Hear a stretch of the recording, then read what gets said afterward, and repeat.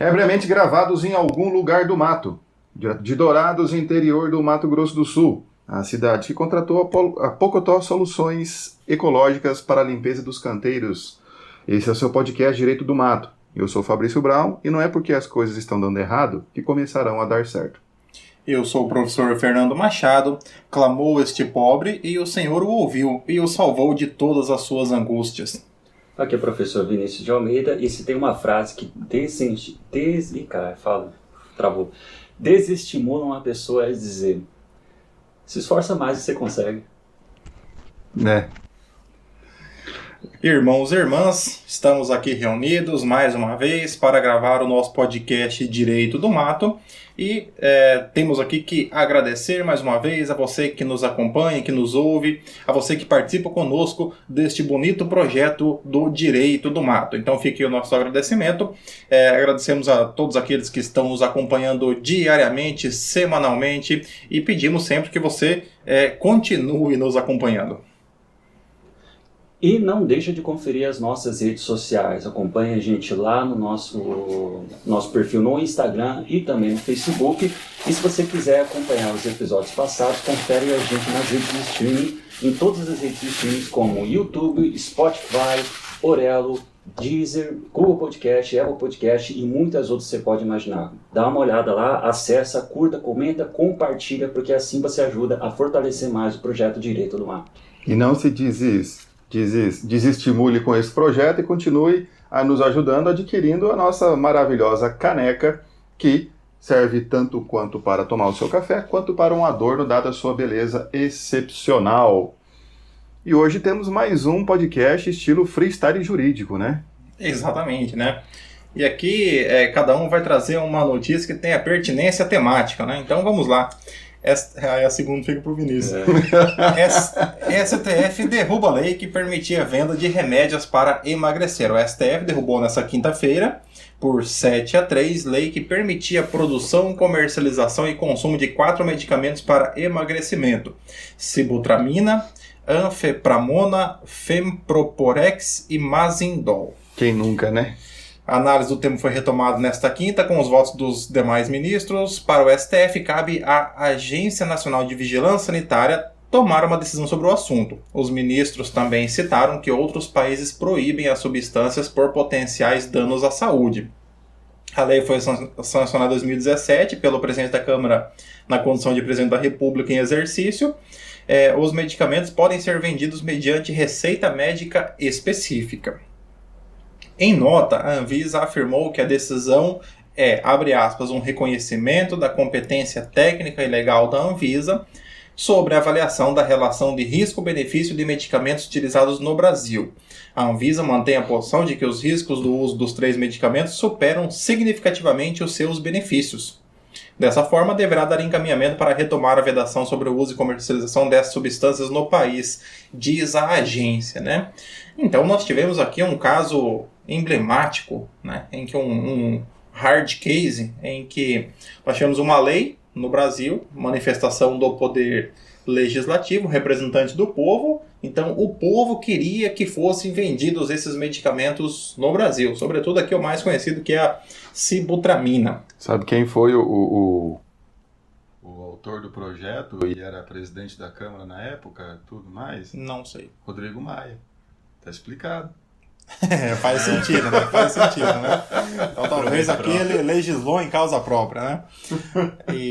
Então aqui o Poder Legislativo aprovou uma lei que permitia a venda desses medicamentos. Ocorre que houve aqui uma discussão acerca da competência sobre a manifestação, porque a Anvisa ela entende que apenas a agência reguladora é que pode proceder os estudos técnicos, fazer as análises, as comprovações, para que ela possa, então, permitir a venda do medicamento.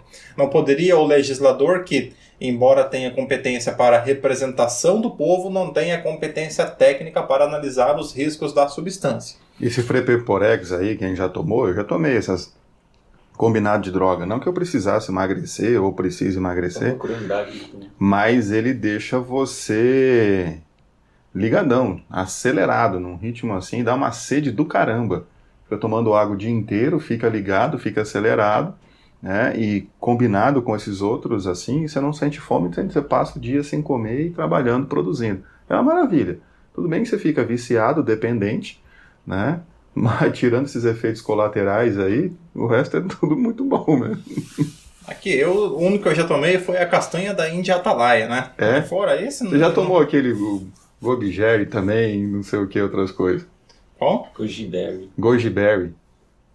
Não me lembro se eu já tomei. Não, acho que todo gordo já tomou essas coisas. Pode ser. Eu já tomei também um composto vitamínico à base de guavirol. Guavirol é o bom guavirol esse. também é um composto... Tá vendo em todas as redes de farmácia. Exatamente, ele está à venda. Cara, sobre essa notícia aí, realmente a União ela tem essa competência legislativa de legislar sobre saúde, só que ela também tem essa competência administrativa de trabalhar esse assunto. A ideia das agências reguladoras, como o Fernando estava falando, justamente de abraçar essa ideia de conhecimento técnico, coisa que não dá para exigir do nosso legislador. Então, a função, de fato, das agências reguladoras, função essa do Poder Executivo, é você ter trazer esse conhecimento técnico e científico sobre a possibilidade ou não de comercialização desses produtos. Do nosso legislador, nós não podemos exigir nem conhecimento legislativo. Nem né? nada. E é perigoso na questão do remédio, você autoriza a venda. Depois, numa pesquisa aparece que é um remédio maravilhoso. Mas depois, lá na frente, numa outra pesquisa, se descobre um efeito colateral muito grave decorrente do uso. Mas a lei permite, não é? E aí, depois, para mudar a lei, o legislativo é muito lerdo. A Anvisa, dada a sua técnica, ela consegue fazer isso com muito mais agilidade. Parece que é bom, mas um medicamento é ruim. Então, diversas vezes a gente já teve, ao longo da história, medicamentos que pareciam milagrosos. Que nem o exemplo é a talidomida. A talidomida era milagroso porque cortava nas mulheres, nas gestantes, o enjoo, mas deixava sequelas no feto, né? E a criança nascia com deformação. Então, eu acho realmente que o legislativo se meter em assuntos tão técnicos assim, quando... tudo bem, tem 2 médicos lá na Câmara dos Deputados, mas a questão é que a Anvisa ela é formada por um grupo de farmacêuticos, médicos, biólogos e etc., para estudar justamente isso. E também, para que chegue até o ponto da Anvisa aprovar, existe um procedimento extremamente extenso, que às vezes chega até a demorar anos, coisa que não dá para substituir simplesmente com a elaboração de uma norma. E isso dá um tiro no pé. Nós temos, no caso que o professor Fabrício comentou da talidomida, inclusive existe até um benefício previdenciário específico para a talidomida, que é uma pensão para as pessoas que sofreram deficiência por conta, que nasceram com deficiência por conta da talidomida. Então tem até um benefício previdenciário específico. Por quê? Porque a talidomida, já nos anos 50, já haviam estudos que indicavam os riscos potenciais. Contudo, no Brasil, continuou se vendendo até os anos 60. Então, se permitia, justamente por quê? Porque era permitido que se vendesse o medicamento no Brasil, mesmo existindo inúmeros estudos que apontavam, inclusive o medicamento já proibido nos Estados Unidos, proibido na Europa, continuava sendo permitida a sua venda no Brasil. Então, por isso que é importante que você que haja uma concentração da competência em um órgão técnico para autorizar ou não a utilização de medicamentos. Porque ao se permitir a utilização desse medicamento, o próprio Estado ele se torna responsável por aquilo que ele autorizou. Então, um eventual prejuízo futuro daqui a 5, 10, 15 anos, ele pode ser imputado ao próprio Estado. Então, por isso que deve haver sempre uma concentração em relação às competências e que essa competência fique restrita a um órgão técnico. O que é que poderia ser feito aqui, então, por exemplo, nessa lei? Então, que a lei ela é permitida a venda após aprovação ou conforme aprovado pelo órgão técnico, pela Anvisa. Seria uma lei que... Seria uma lei meio que... Ou a comissão, na época do projeto, pedisse a colaboração da Anvisa, elaborando algum estudo sobre isso, para que ele se fundamentasse. Então, mas ainda assim você tem uma questão, por quê?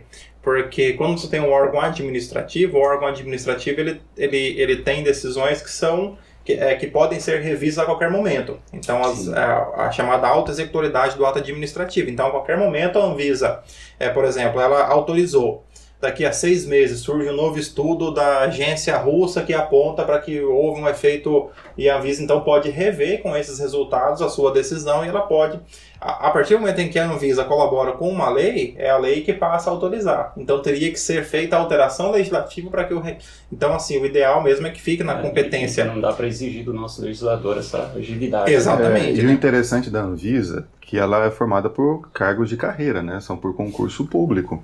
A única coisa que muda é o presidente da Anvisa.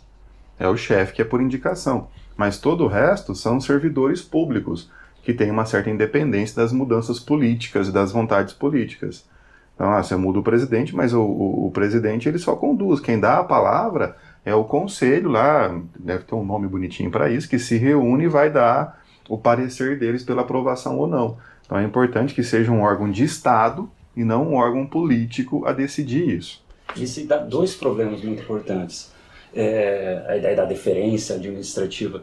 O primeiro é em relação a justamente quem comercializa isso aí. Porque ele tinha uma autorização legislativa para comercializar, agora foi barrado em relação a isso. Então já tem um prejuízo. Então já nasce a possibilidade de discutir, não que vai ser concedido ou não, mas discutir uma possível indenização. Uma outra coisa que também pode discutir sobre isso, quem usava essa substância? Porque ela pode falar, ó, agora o Estado me proibiu de utilizar isso, eu sofri um prejuízo. Isso tem uma discussão dentro da atuação das agências reguladoras, se quando ela proíbe alguma coisa, nasce ou não a possibilidade de indenização. É porque essas drogas aí, você não pode parar de tomar do dia para a noite. Os médicos fazem um processo que chamam de desmame. Você vai reduzindo a dose aos poucos até a pessoa ficar sem. Para o corpo não sentir a questão da... Como é que chama?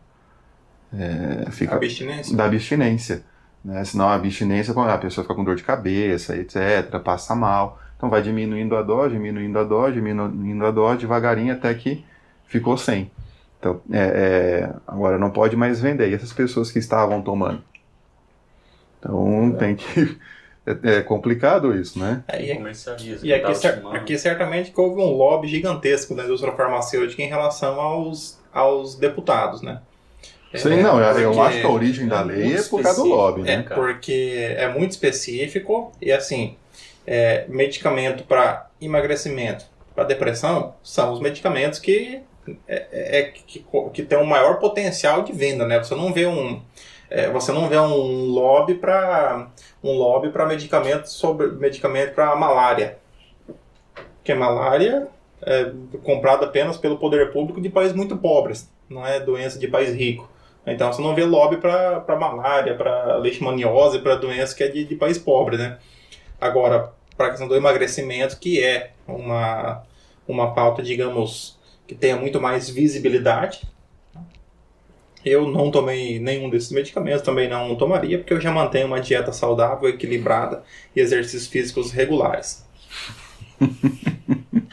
A parte da dieta regulada estava certa, agora saudável e exercícios físicos regulares. Eu como de 3 em 3 horas, né? Ela é regulada. Às vezes é metade uma cuca, às vezes é... Mas é importante isso, no exercício físico também, regularidade, né? Então eu também faço atividade física, né? Toda sexta-feira, santa. Então Vamos então para a nossa próxima notícia. Show. Temática de acordo com... Pertinência temática, Família processa motel em R$555 mil por falta de socorro a homem que morreu durante homenagem. A viúva e os 4 filhos de um homem que morreu dentro de um motel no ano passado agora processam um estabelecimento por danos morais. Eles pedem uma indenização por omissão de socorro. O homem utilizava uma das suítes master do motel na companhia de outras 2 pessoas quando sofreu um mal-estar. Sem socorro, ele foi deixado agonizando no local. Diante disso, a família recorreu à justiça. O processo tramita na 7ª Vara Civil de Rio de Janeiro, se configura como ação de responsabilidade civil por ato ilícito com danos morais e materiais. Bom, materiais eu não sei, porque até agora não comentou, exige o que pagou. Lucros cessantes, né? Às vezes ele era rimo de família, né? A questão de danos morais, a pessoa é rimo de família e a família pede então a indenização de acordo com a expectativa de vida, né, nele naquilo que contribuía. Bom, então o fato é esse, o cara participava de determinadas coisas dentro do motel e acabou... Não, você já leu, é homenagem. Homenagem lá no motel e veio a passar mal, sofreu um mal-estar, veio a falecer e primeiro agonizou. Será que o motel teria responsabilidade? Esse é um caso interessante para ser analisado do ponto de vista da responsabilidade civil. Primeiro vamos classificar a diferença entre hotel e motel. Quando eu era pequeno eu perguntei pro meu pai, motel, perguntei qual que é a diferença, ele falou, no motel cobra por hora. Aí eu fiquei feliz, cara, né? Eu era criança e entendi, pronto. Você entendeu? Motel, e não estava errado, né? Então os pais têm a habilidade de dar resposta suficientemente certa que tira a curiosidade restante sem precisar entrar em detalhes, né?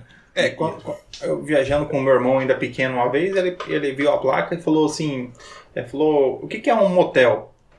Eu pensei um pouco, falei, quer para ali comer um pastel? Aí ele esqueceu do Você foca no desejo maior. Eu vou no interesse, né? Aí ele falou, quero, né? Aí eu parei, comprei um pastel para ele, nunca mais me perguntou do que era um motel. E é interessante que o conceito de motel aqui é diferente, por exemplo, dos Estados Unidos, né? Que nos Estados Unidos é realmente um local de estadia em estradas. Isso, no motel nos Estados Unidos fica sempre em estrada, rodovia, essas coisas.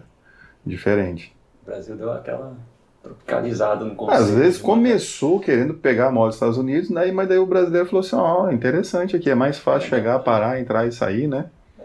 Na estrada, né? Aí começaram a colocar umas decorações diferentes. Não sei, eu nunca fui. Então vamos lá, vamos discutir aqui com o patrocínio, se algum motel estiver interessado em patrocinar o podcast Direito do Mato. A gente pode pegar mais assuntos relevantes. Exatamente, nós estamos à disposição. Vamos defender aqui o motel. Vamos defender o motel aqui, então se você quiser nos patrocinar, você proprietário do motel, pode chamar no inbox. YouTube ele já tem classificação que ele não é para criança. Exatamente, né? Então, perfeito, pode aí chamar inbox que nós podemos fazer parcerias, né? Só a gente não faz permuta. Permuta não dá, não mente. Para nós não faria sentido. Mas então, o motel será que tem responsabilidade ou em quatro paredes não há responsabilidade nenhuma?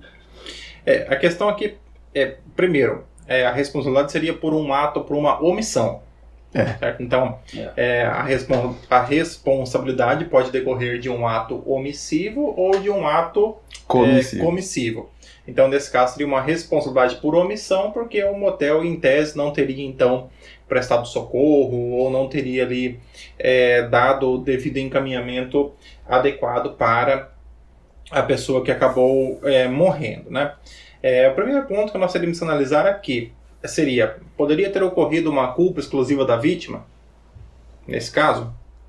Então, bom, ele teve um mal súbito durante a homenagem, né? Digamos que ele tenha ali tomado aquele comprimido. Viagra. Um Viagra. Não pode falar a marca, né? Não pode falar a marca? Comprimido eles vão patrocinar a gente um dia. Pode ser que a gente... pode ser que o Anvisa pode dar... pode ser que o nosso vídeo seja derrubado por conta de direitos autorais, né? Mas tá falando bem. Então, pode ser que não necessariamente, que a pessoa tomou o comprimido, misturou com bebida alcoólica e teve ali um ataque cardíaco. Ele toma um vasodilatador, depois ele toma o álcool, que é pra baixar o negócio.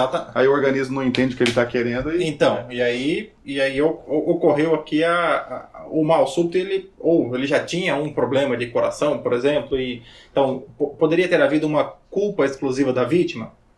Se houve, aí não há mais se falar em responsabilidade, porque foi a própria vítima que contribuiu definitivamente para o resultado danoso. Então não haveria responsabilidade. Pelas circunstâncias da notícia, né? Estava lá no homenagem, então 3 pessoas estavam ali fazendo sexo. Uma delas passou mal, as outras 2 foram embora. Evadiram-se do local e deixaram ele embora. E aí estão responsabilizando o motel. Não sei se tem uma ação contra as 2 pessoas que foram embora nesse sentido. Eu acho que se há uma responsabilidade por omissão... Os que foram embora seriam unidos consórcio ativo ou passivo? Passivo, né, velho? Depende. Depende. Não, na ação... Da ação é passivo. No homenagem eu faço a mínima ideia. Piada ridícula, vamos lá. Que eu não sei a quem eram as outras duas pessoas para saber, não é?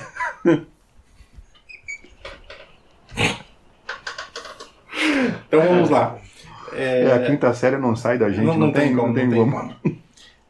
Então, o professor Fabrício estava comentando, as pessoas poderiam então ser incluídas, aqueles que deixaram. Eu acredito que os primeiros responsáveis são aqueles que estavam participando do homenagem, a pessoa passou mal e eles foram embora. Inclusive, esses omitiram o socorro. Inclusive responsabilidade até criminal, isso, né? Isso eu acho que houve omissão de socorro. Eles poderiam ter ligado para o SAMU ter ido lá, ter atendido e etc. E se a pessoa viesse a óbito, eles não teriam feito nada de errado. Não teriam cometido nenhum crime. A partir do momento em que eles viram a pessoa passando mal e foram embora, aí é omissão de socorro. Agora, e se nessa mesma situação eles também entrassem em contato com um motel? Se eles entrassem em contato com um motel e o motel falasse, se vira aí poderíamos falar então que o motel também se omitiu, né? Mas eu duvido que o motel, sabendo, teria se omitido.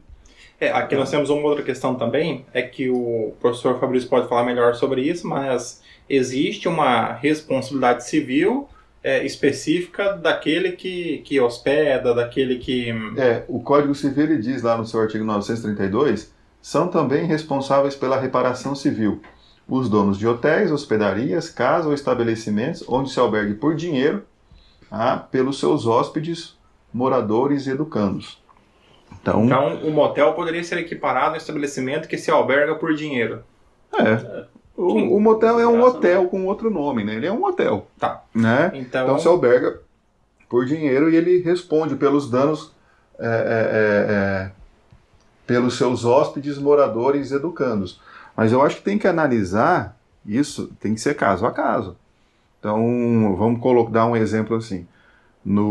Você tem uma escadaria mal iluminada à noite e o hóspede, para ir de um andar para o outro, ele acaba tropeçando e caindo e se machucando, em virtude da má iluminação.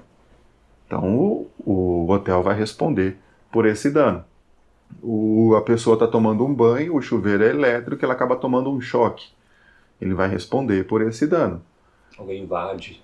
Alguém invade. Então tem que analisar também a conduta, né, do hotel, do motel. Ou a pessoa mais simples, a pessoa é furtada dentro do hotel. Isso, daí é a questão da segurança. Agora imagina num hotel a pessoa está dormindo, né, à noite, ela tem um mal súbito, sofre um infarto e morre. Ali, dormindo.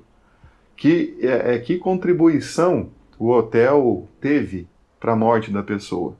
Como que ele poderia, no sentido de vigilância, evitar tudo isso? Primeiro que ele não pode invadir a intimidade. Ele não pode ter uma câmera de segurança dentro do quarto para saber se a pessoa está viva ou não. Né? No caso do motel, o que se espera justamente que não tenha, né? Então, na verdade, há toda uma estrutura logística para que a pessoa tenha o máximo de privacidade possível. Para que o usuário acredite que ninguém sabe quem está entrando e saindo. Não poderia pedir testes de saúde também para ver como é que está a qualidade do coração da pessoa. Também seria inviável. Apresenta o check-up nos últimos 30 dias. É desproporcional. Então, aqui no caso, o fato de entrarem 3 pessoas também, por si só, não caracteriza um ilícito dentro do motel. Então, as pessoas entraram, não teria como você coibir ali o fato, porque aqui o indivíduo foi participar de uma orgia, e aí... Até pelo que eu sei, né, Fernando, não tem, por exemplo, digamos, um motel cristão, né, só podem entrar pessoas casadas aqui. Não, mas existe... Tem que deixar a porta aberta. Não, deixa eu hoje um segmento que mais cresce, em termos de sex shop, é o sex shop evangélico.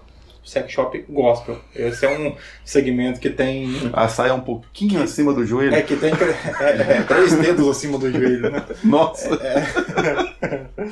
Mas já há um apelo comercial bastante forte em relação a sex shop, produtos de sex shop voltados para o público cristão, gospel, evangélico, já há então essa...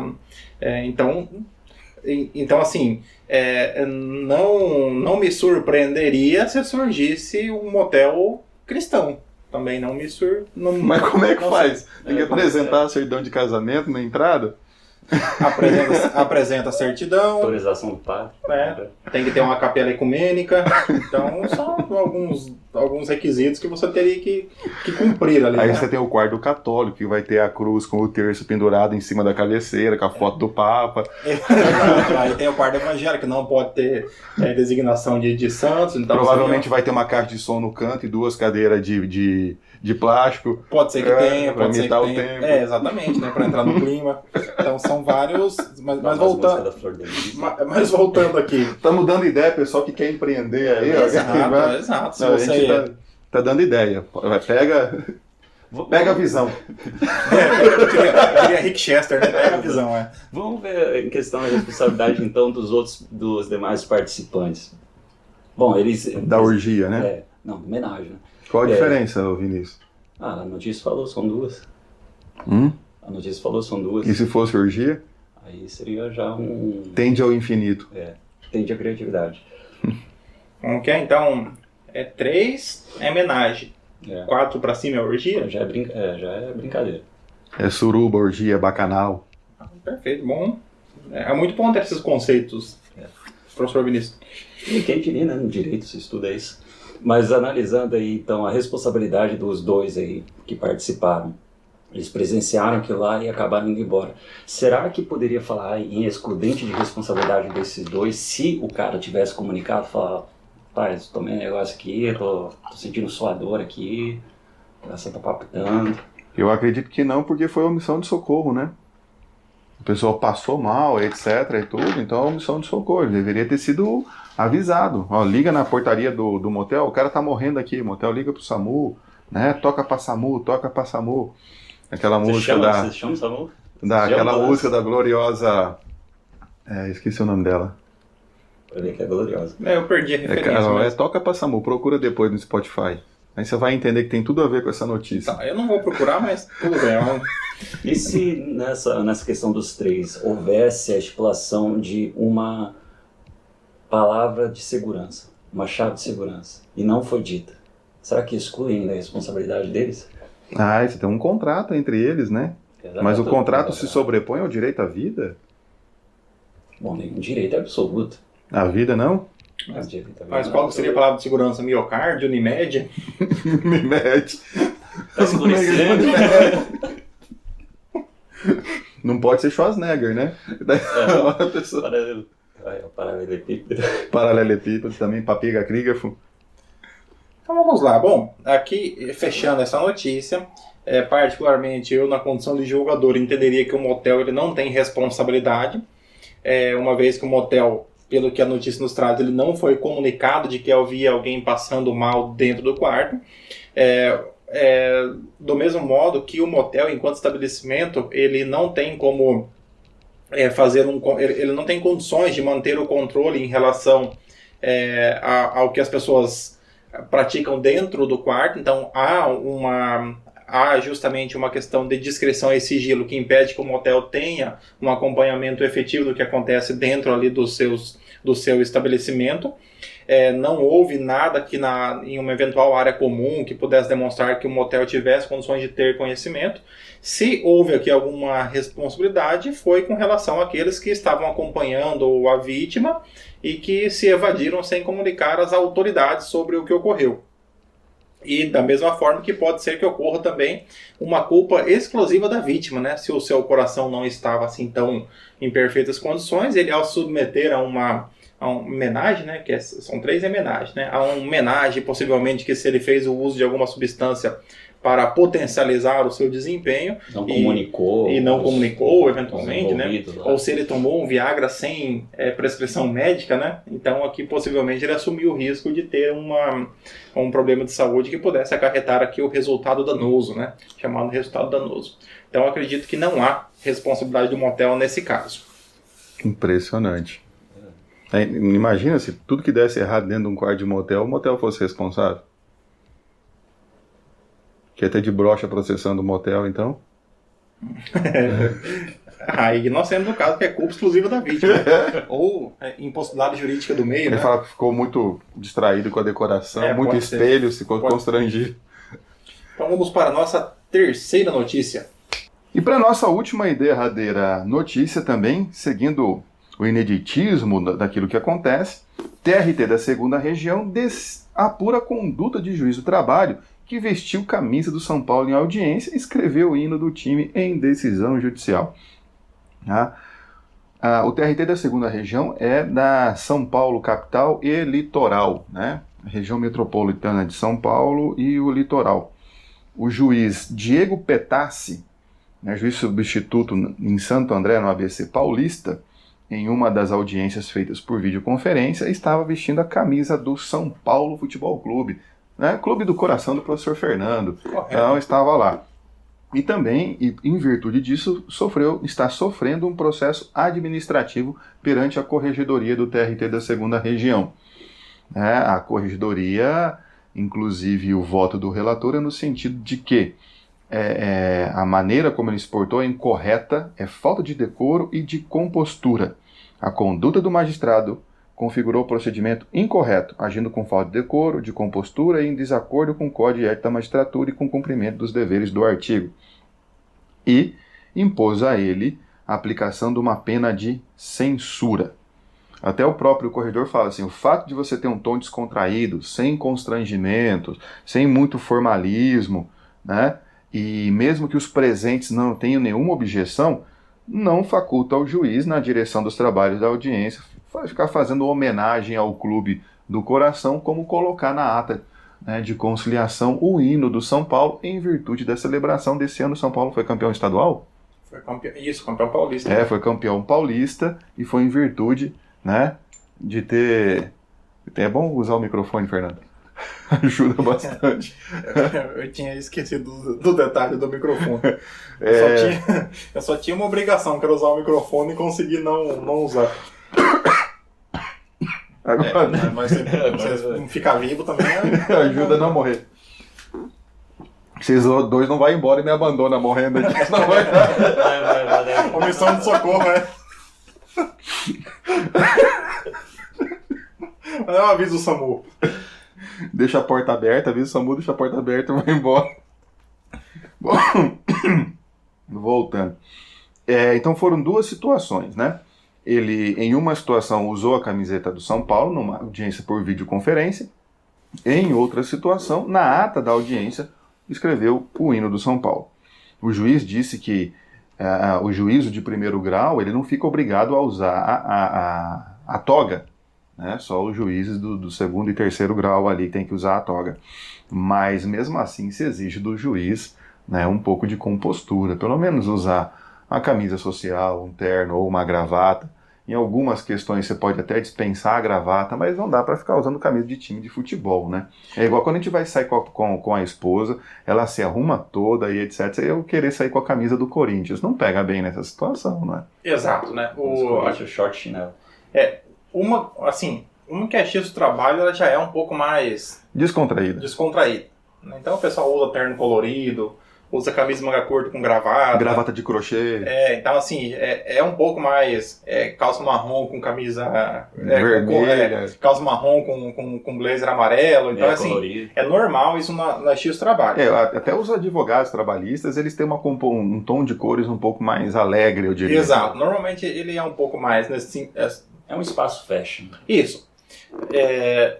Agora, isso não permite que o juiz possa utilizar uma camisa de um time de futebol. Por quê? Porque o fato de ser descontraído não significa que seja livre ou que seja permitido. Desleixado, né? Porque uma camiseta de time, ela não necessariamente ela é uma peça do vestuário, ela é um item esportivo. Vamos fazer uma comparação, a mesma coisa, que ele aparecesse lá com uma regata de um time de basquete norte-americano, ou que aparecesse lá com a faixinha que o pessoal do tênis usa, né? Que dá a impressão, no caso que foi videoconferência, ele estando com a camisa de time, que ele não está se preocupando com o que está acontecendo. Exato. Então não dá a seriedade de ele, juiz, estar realmente conduzindo aquilo com seriedade. Dá a impressão que ele estava em casa, né? fazendo qualquer coisa, agora vai começar a audiência, eu vou entrar aqui, vamos lá rapidinho, porque depois eu vou fazer outra coisa. Ou que tem algum outro compromisso posterior e já está querendo dar uma acelerada ali. Na verdade, sim. Na verdade, pessoa sem noção, isso tem em qualquer lugar, né? E não é exclusividade de São Paulo, porque no Mato Grosso do Sul, né, eu acabei não falando, no Mato Grosso do Sul, um juiz do trabalho também, né, lá da segunda vara de trabalho de Campo Grande, em 2012, Márcio Alexandre fez constar na ata, né, com autorização dos advogados, ele colocou o seguinte: registrou o sincero agradecimento ao técnico Tite, aos jogadores, e colocou toda a escalação do Corinthians por terem feito do dia 4 de julho de 2012 um dos mais felizes e memoráveis para a fiel nação corintiana. Então não é exclusividade de São Paulino, corintiano, quando é juiz, também faz feio. Né? Cara, uma coisa que pesa é que isso são registrados em atas, que são documentos públicos. Então, a questão principal é você se utilizar daquilo que é público para uma manifestação como essa. Porque assim, não é o suficiente para ele postar no Facebook, postar no Instagram, reunir com os amigos e fazer a celebração, porque isso está no âmbito privado. Agora, quando você leva isso para dentro do público, você acaba desvirtuando aquilo que deve ser. Por mais que hoje a administração pública trabalhe um pouco menos com a questão burocrática, e você tem o princípio da informalidade em alguns atos públicos, sobretudo nos atos jurisdicionais, aqueles que são lançados do processo, há que você ter um respeito à liturgia, diria o ministro do STF, né? Então você tem que ter ali um respeito com o processo. Por quê? Porque no processo você tem ali a parte, você tem ali o juiz, que representa a função jurisdicional, você tem os advogados, dependendo da matéria, você pode ter o Ministério Público. Então, assim, você tem mais pessoas que não necessariamente compactuam com aquela visão. Aqui, no caso, o juiz corintiano homenageou o título mundial do Corinthians. Isso. Né? Então, assim, os juízes palmeirenses, nesse caso, então eles não respondem a processo, né? Por esse fato, não. Vai demorar um pouco. Agora, aqui em Dourados, o juiz, o Zé Carlos, que ele está em Campo Grande, corintiano, roxo e tal, tudo, na sala de audiência ele tinha ali o símbolo do Corinthians, mas na audiência.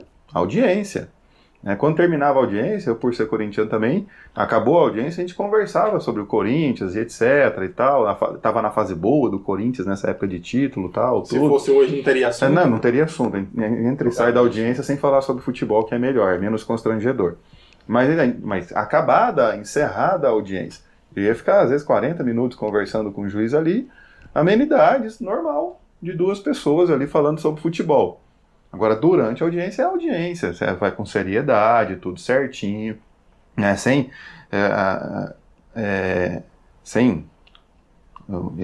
rigores excessivos, uma audiência normal. Terminou a audiência, você pode falar qualquer coisa, né, porque os juízes se permitem isso também. Agora, fica muito ruim quando fica misturando esse tipo de questão, porque os advogados vão entender, tá bom, esse juiz é meio diferente, mas e a parte? Poxa, a parte ali na questão do direito do trabalho é a verba que ela está esperando receber, é a questão da vida dela. O empregador que está ali falou, estou sendo processado e eu posso perder, tem que ter que ser condenado a pagar um negócio que eu já paguei. Então, para as partes, a audiência é muito importante, tem uma importância porque é o interesse particular delas, e o juiz, quando lida dessa maneira, acaba prejudicando e tirando a seriedade do procedimento como um todo. E prejudicando a imagem de outros juízes, né? Sim. Outra característica também é que, por mais que a administração pública, principalmente o Poder Judiciário, ele vem levantando uma bandeira de desburocratizar, facilitar a comunicação, não retirou ainda uma característica muito evidente dos documentos públicos, que é a sua padronização. E quando ele insere esse tipo de coisa, ele foge da padronização e acaba, na verdade, prejudicando todo esse sistema, onde acaba gerando essa incerteza na pessoa. Porque a ideia do documento padronizado é para a pessoa não se preocupar em nada, apenas receber aquele conteúdo. Aí chega e vê essa coisa dizendo, o Corinthians ganhou um título, dá aquela sensação, peraí, mas... então ele pode fazer tudo? E assim, tem aquela questão, há uma questão também pedagógica em relação à corregedoria, que ela exerce o poder disciplinar sobre os juízes, né? A corregedoria do tribunal é que se refere à questão de você estabelecer limites para os juízes, né? Isso, para os servidores, para todo servidor público, né? Então há uma questão pedagógica, porque a pessoa vem agora e faz uma manifestação pessoal com relação ao time. Aí daqui a pouco vem o outro juiz e fala, então eu quero fazer aqui hashtag somos todos Juliette do BBB. Porque na prática é a mesma coisa, está torcendo para alguém. Não ter seu almoço da minha mãe. Então assim, você começa a fazer manifestações, você começa a desvirtuar os documentos públicos, daqui a pouco um documento desse pode ser objeto de uma nulidade por conta de um descumprimento de alguma regra. Então isso tem que ser proibido mesmo. A pena é pequena para o juiz, uma pena de censura. No máximo ele vai ficar aí uns 6 meses a mais como substituto antes de virar juiz titular. A pena de censura, pela notícia, impede que ele concorra por merecimento durante 1 ano à promoção. Então, durante 1 ano ele não pode concorrer por merecimento, mas pode concorrer por antiguidade. Então, a pena de censura ela é feita em ofício reservado, então ele vai lá e toma um esporro. Não faz mais isso, tal. Pá. A admoestação verbal. Isso, o que seria a admoestação verbal. É a mais leve de todas. Mas já serve de recado, né? Então, durante 1 ano, se ele teria direito a ter uma promoção por merecimento, ele não vai poder concorrer e não vai fazer isso. Os outros vão passar na frente dele. Mas é importante que o tribunal faça isso e logo que a pessoa comete isso, vai lá e chama atenção. Para que isso não continue a virar uma prática. Chama atenção, porque também essa punição ela acaba sendo pedagógica para outros. Aí você tem um flamenguista, um palmeirense, agora um atleticano, né? O pessoal do Atlético Mineiro tá faceiro pra caramba. Se tem juiz atleticano lá em Minas, já vai querer espalhar o hino do Atlético, eu faço a mínima ideia como é que é, né? Mas para evitar esse tipo de conduta. E a corregedoria tem esse papel justamente, é que a corregedoria é que menos aparece, né? É porque é que tem por finalidade fiscalizar e quando o juiz comete uma falta, punir o juiz, inclusive com a exclusão dele da magistratura. Apesar de eu discordar como ele é excluído da magistratura, porque eles são aposentados, né, eu acho que é errado você aposentar, porque a gente vai ficar pagando o salário dele, porque ele fez muita cagada, a gente vai pagar a aposentadoria dele. Mas é extremamente importante que ela haja rapidamente nesse caso. A pena de censura, ela tem esse caráter pedagógico porque ela só difere um pouquinho da advertência, porque censura é recriminação. A advertência é um aviso, né? É um pito, fala assim, não fala mais isso. A censura realmente é atribuir um fato, você cagou no pau aqui nessa situação. Mas quem cagou no pau foi na notícia anterior. Um pito fazia tempo que eu não ouvi, hein? Um pito. Às vezes, aceita um pito e fica remoendo. O professor Vinícius foi longe, agora foi cringe agora a usar o pito como... Minas, né? Não, é que ele levou muito pito quando era criança. O professor Vinícius dificilmente. A segunda notícia não saiu daí. Esse comportamento dele de seminarista agnóstico, eu acredito que não tenha levado pito quando menino. Não, ele tá mais para um yogi, né? Porque ele é agnóstico, ele não seria seminarista. Exatamente. Então, seria um yogi, etc. Não sou agnóstico. Não? Mentira, só. Não, agnóstico a gente supõe que você seja. Mas, você é livre para escolher o que você quiser. Mas como o professor Vinícius é cheio de surpresa, pode ser que Então, como ele é uma pessoa assim que sempre nos reserva uma surpresa diferente, Nunca entendi. E esse tipo de assunto inútil já é o sinal de que nós temos que encerrar o episódio, né? Ele está procurando o momento certo para parar. Então, aqui nós chegamos ao final de mais um episódio do Direito do Mato. Reforçamos aqui o nosso agradecimento a você que nos acompanha, que nos ouve, que participa conosco. E queremos que você sempre esteja aqui nos acompanhando nessa caminhada. E por isso nós nos esforçamos bastante, produzimos conteúdo. Estamos aqui nesse momento de trabalho formal, para levar a você sempre um conteúdo atualizado e de qualidade. É tão sério que a gente usa uniforme. Exatamente, né? A empresa fornece 2 por ano, né? 2 uniformes por ano para que a gente possa utilizar aqui nos episódios. E se você chegou até aqui no canal do YouTube, a gente espera que você já tenha deixado aquela curtida para que o algoritmo do YouTube reconheça e a possibilidade de encaminhar esse vídeo também para outras pessoas. Também acompanhe a gente nas redes sociais, no Instagram, no Facebook, e acompanhe também os nossos episódios passados, tanto aqui no canal do YouTube, como também no Spotify e outras redes de streaming. Prosa, patrocina a gente. Né? Tenham todos uma ótima semana. Um grande abraço. Sejam felizes.